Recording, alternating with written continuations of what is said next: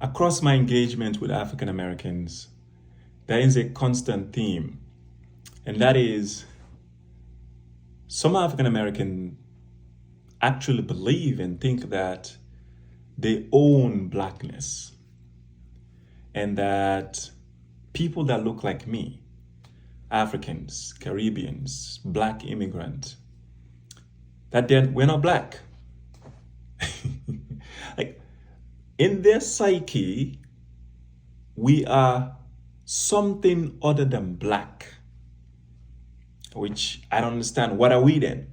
Are we pink, yellow, orange, green? Really, make it make sense.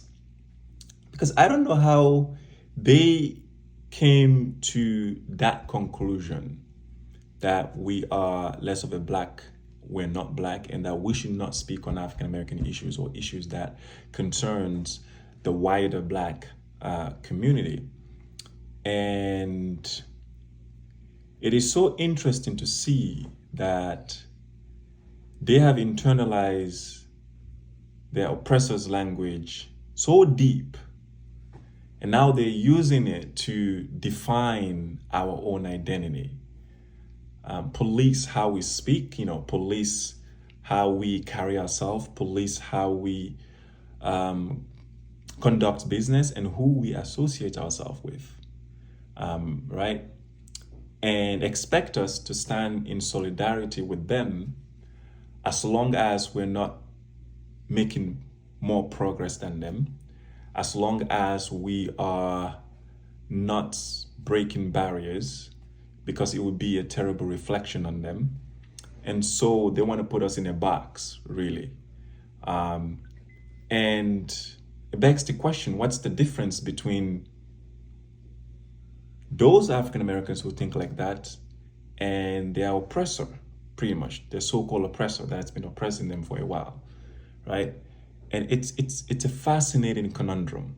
And for the life of me, I cannot comprehend how they could rationalize that we are less black, we're not black, right? Just because we have an accent or we operate a certain way, we have our own culture, we have our own values, and that may not necessarily align with the African American way of doing things. And that is not necessarily a bad thing, right?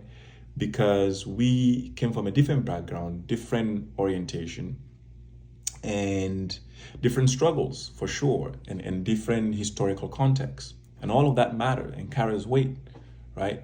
But rejecting that we're blacks, rejecting this concept of tracing your ancestors back to Africa, tracing your origin back to Africa, says a lot, really says a lot. And I can already see them on the comments below, like saying you're not black, your deep accent, you're not black, you don't have the authority to speak on blackness or on black issues or on African American issues, even though our struggles, our shared history, let's put that aside. We live in the same communities, we share the same schools, we live in the same neighborhoods, right? Our struggles at the present day is so entwined, is so intertwined, that there's no way you can erase it. There's no way you can deny that. And so to them, I say, stop gatekeeping, because either at best, you are intellectually dishonest about the black identity, or you are so lost in your delusion, you are so lost in your oppression that you can't see the benefit of uniting with the other black people, which also is in your benefit as well. And you are so blinded by your ego or your pride, reality escapes you. In that case, that's a you problem. But here we are, people that look like me, and I am going to continue to speak on African American issues because they affect me, and I'm in America. And I am going to push to bridge the gap between Africans and African Americans and other Black immigrants in America.